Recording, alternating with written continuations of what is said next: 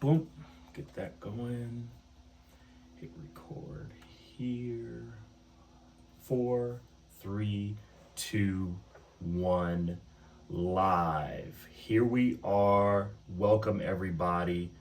It's a Saturday. It's a beautiful Saturday here in Erie, Colorado. It's going to be a sizzler, over 100-degree temperatures, but we're going to manage it. Welcome, everybody, to the Reform, Health, Performance, and Recovery podcast. This podcast mission is to take a view of performance, human health, and regeneration through the lens of the central nervous system. I believe many modalities and therapies and techniques out there today oftentimes are hyperfixated on solving profound issues with superficial tools. And this specific episode today is going to really highlight that. And so I just wanted to give you all a quick rundown on who I am. If you don't know who I am, I want to make sure that this is clear. I think there's a lot of misunderstanding about who I am and my background and my education. And I just want to really set the record straight for everybody. So I have been a certified performance, health, and rehabilitation coach for now over 20 years. I started training probably when I was around 17. And at the same time, I was heavily involved in breaking the art of breaking, competing on as high as a level as I could during that time. So in my journey, I really, through injuries, through breaking, and while still being a certified coach, I had to really solve a lot of my injury woes by doing my own research in conjunction with also continuing to learn and having some mentors that I can learn from, which I did. Dr. Matthew Petrie, if you know me from Illinois, he's a fantastic chiropractic and sports rehabilitation physician in Plainfield, Illinois. And he taught me a lot of what I know. As well, a really good mentor that I had was Sean Sherman out of Burlington, Illinois, the developer of Square One system. Me and Sean go way back when Square One wasn't even Square One. It was actually called Reset. And I was actually a client first. I was interested in learning the system, the manual muscle testing system, but I had some chronic pain that I was dealing with, and as a testament to the excellence of the system, he took my issues away within the first session, probably within the first 15 or 20 minutes, honestly. And I had been suffering from those neck issues at the time for months. And I couldn't even really break the way that I wanted to. I couldn't dance the way I wanted to. So I've been there, I've done that. I remember when foam rollers were really novel and just coming out. That was so long ago, really, if you think about it in the course of fitness, even though the fitness industry is still rather young, that people were taking the foam rollers at this time and having the client or patient lie down on a table, and they like rolled them with the foam roller. That's how far back I go. And a lot of my mentors, they have really put me in the position to be able to have a long stretch of excellence in terms of helping my clients improve their health, their performance, and their knowledge around recovery. So I am a certified surgical technologist. I am registered. I mainly work in orthopedic and sports settings. We do other surgeries like general surgery and urology and OBGYN and things like that, but mostly orthopedic surgery. So on a regular day for me, I'm doing total knee arthroplasties, total hip arthroplasties, ankle fusions, shoulder replacements, total shoulder arthroplasty, reverse total shoulder arthroplasty, a lot of shoulder arthroscopy with subacromial decompression and rotator cuff repair and labral repair. Um, so I am actually in it. Okay, is what I'm trying to say. I've only been scrubbing for 2 years. Okay, so I've been coaching and training and healing for over 20 years, but I've only been scrubbing 2 years. So when people meet me in the operating room, they think that I'm just a scrub tech. And as they start to get to know me, they start to realize that, man, this guy is not really just a scrub tech. How does he know the nomenclature and these anatomical positions and his understanding of movement? So people start to understand the level um, of dedication and just all around well rounded skill set to be able to really make change with people. So this particular story that I wanted to make in this video, um, th- this is how it really goes. Um, I was in a spine orthopedic surgery. It was a cervical case, and I think it was like an anterior disc replacement. I believe it was, um, and this sales rep who I had seen prior, I recall him telling me how he was dealing with this chronic adductor issue where his adductor, as he put it, was just like locked so tight and he could do nothing to get rid of it. A little bit before he had this issue that then became chronic. He was doing a bike race for Leadville, which is pretty arduous, as I now know. Not the running Leadville, the cycling Leadville. And I really didn't pay much attention to it. I think for the most part, when people tell me they're cyclists, I usually tend to know that they're very cyclical and very linear with their training and their movement.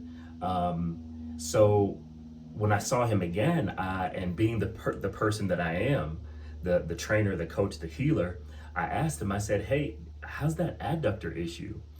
And he's like, "It's terrible." He said, I can't figure out what's going on." And I'm working with a neurosurgeon, okay, and then the sales rep is there, and we're triple teaming this thing.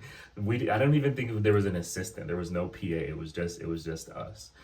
And I really started to ask questions, and I said, "Hey, with this chronic issue," I said, "What have you been doing?" And he said he's been doing physical therapy. He at the time was planning on getting a PRP injection, and then the therapist wanted him to rest 1 week, and then after that, he was going to do this electroshock therapy. I wasn't too familiar with that, and there's some new stuff out there. It's hard to keep up, but some type of pulsatile therapy with probably like different like attachments, right? So then he wanted to go on crutches for 3 days after that. Then for 3 weeks, do nothing at all. No exercise, no activation, no fluid hydration, none of that. Okay. Then he was going to say do physical therapy again. Now, mind you, this guy told me he had already been doing PT for months and he was getting nowhere.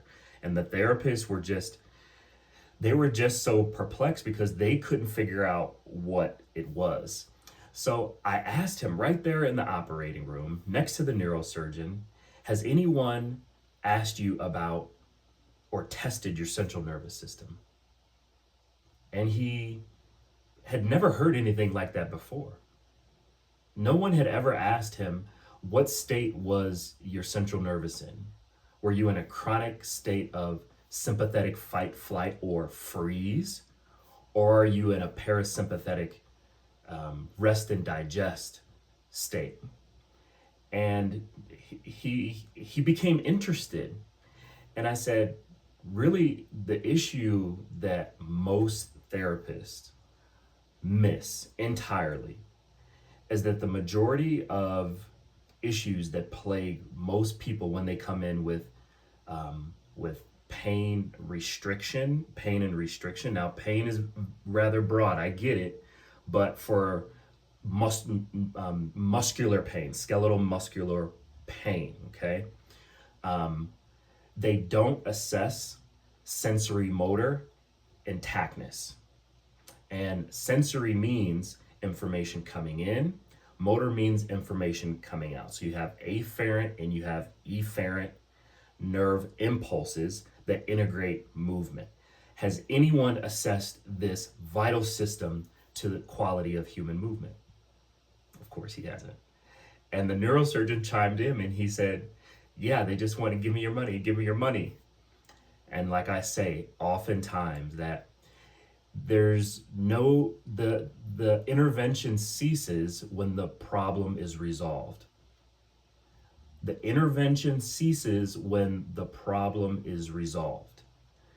For me, I make jokes sometimes and I say I am in some degree a bad businessman because my people that I see, my clients, get better.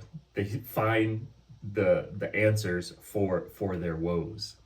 So after this, I said, you know what? I'll send you an article about what I do, and it was an article. I think it was in 2019 with Thrive magazine. I was interviewed about neural response testing, helping people in Boulder County solve their pain. It was really interesting experience to be interviewed like that. But I sent it to him, and I sent him just testimonial after testimonial after testimonial after testimonial of clients that I've helped. Some who had chronic pain after cervical fusion, some after tearing their hip labrum, and even after having it surgically repaired, still having pain. People that had frozen shoulder, people that had all different types of issues. And I asked him again, I said, these therapists that you're working with, have they showed you any success story of people that they've worked with? No. And people think that I'm the quack. No, people have it backwards. Really, what it is people are biased. And when they see a black male like me, who's very articulate and very knowledgeable, it goes against what is to be normal. And when I'm not a, and in fact, I'm not a physician, and so they tend to downplay whatever I say. So I always have to back it up. But I always say people should be coming to me first, and then a lot of times they wouldn't even have to go see these other therapists. So I've seen this sales rep 3 different times. Okay, when I first assessed him, just assessing a squat, just a normal squat. I'm not talking overhead squat or no craziness. Just see how much the person can globally pronate.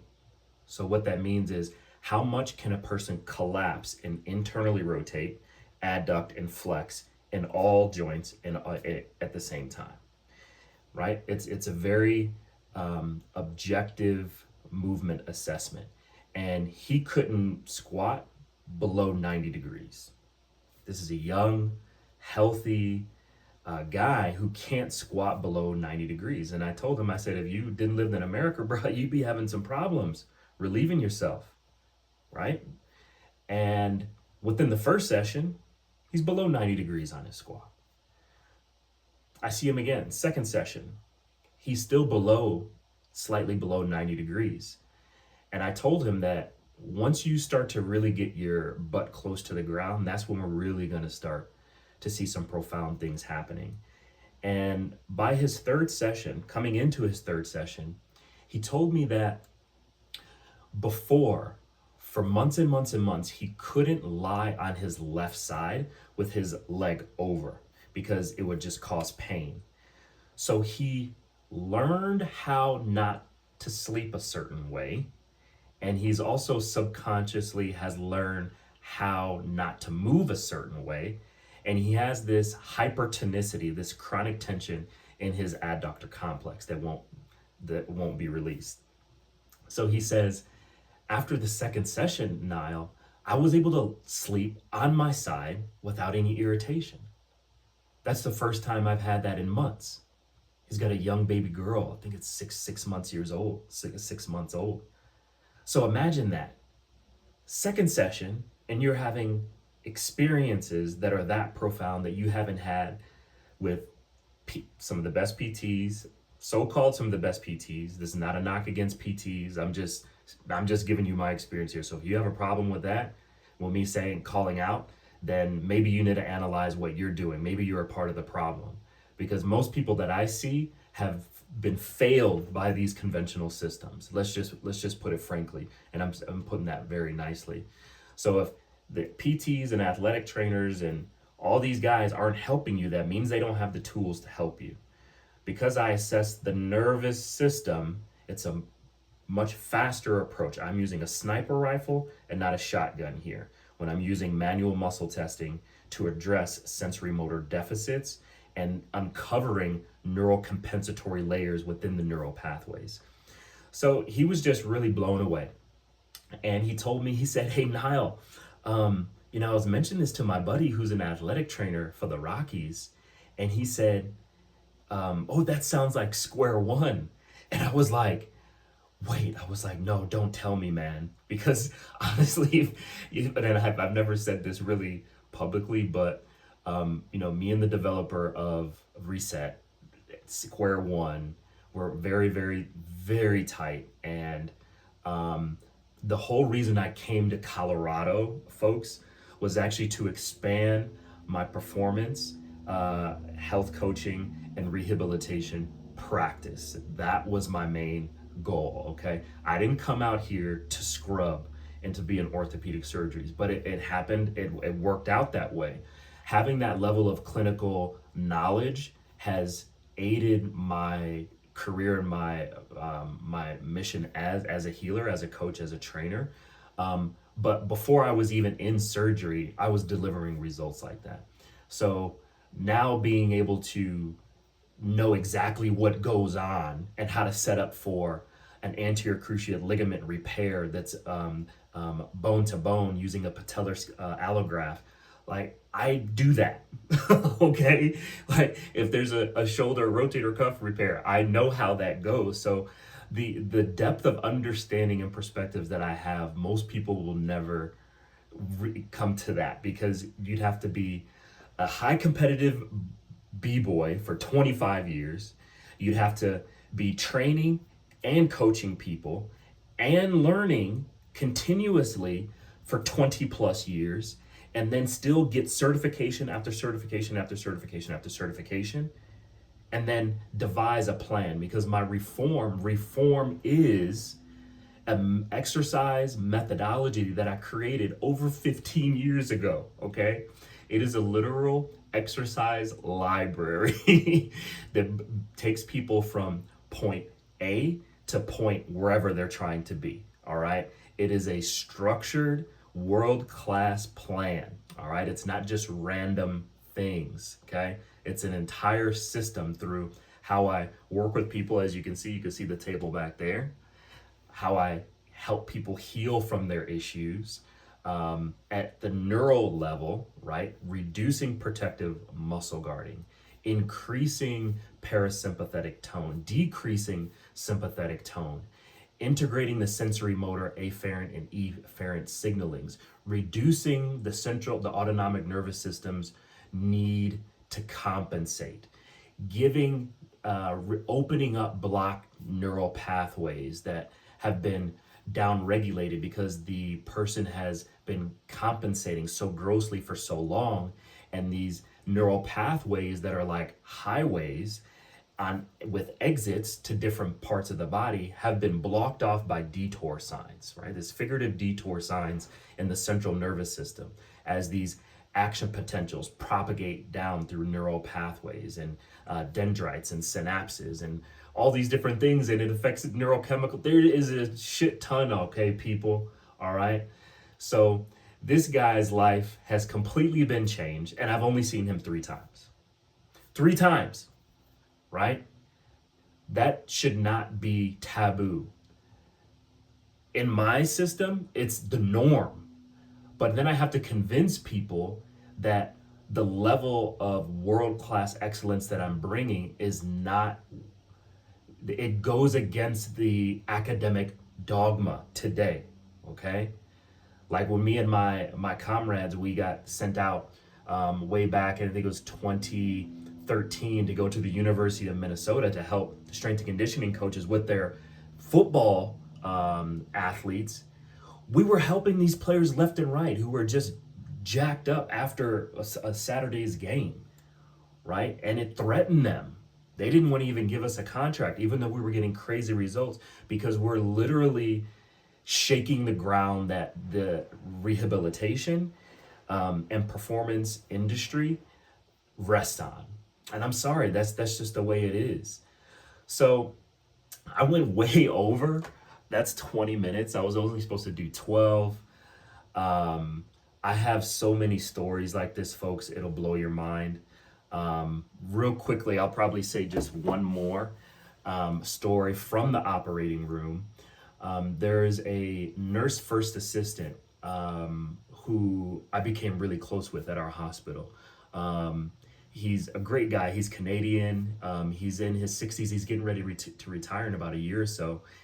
He's a former bodybuilder, and he used to scrub as a first assist hearts, which is extremely intense. For many years, the doctors loved him when this was when he was younger and wanted to send him to medical school, but he couldn't because he was a little bit older than I am. So we really empathized in that way.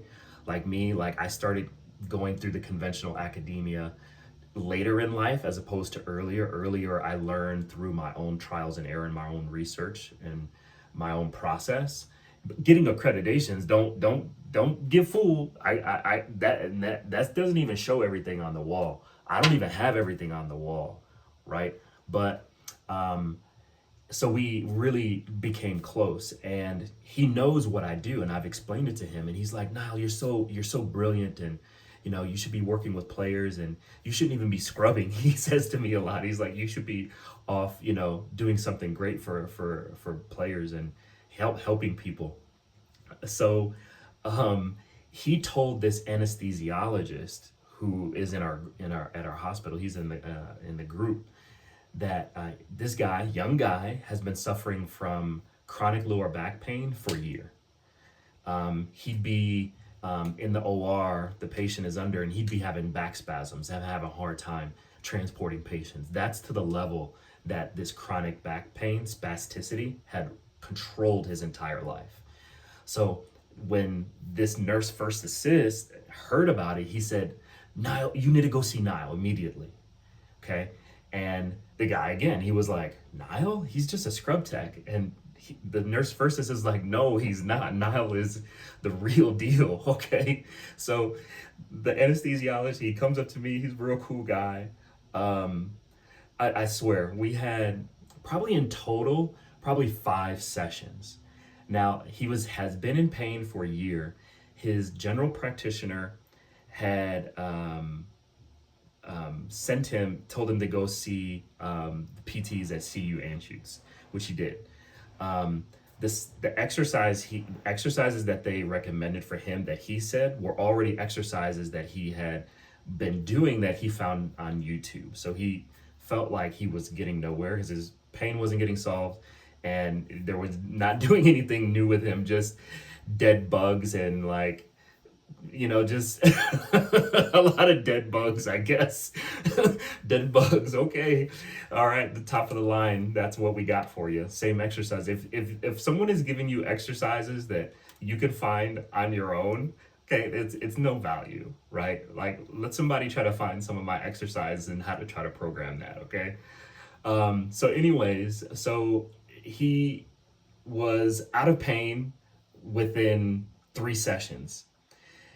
When he was coming in for his 4th session, he didn't tell me that he was out of pain completely, but he did say, hey, I have this trip to Patagonia, this backpacking trip to Patagonia that's coming up in, I think he said like a week. And I was like, what?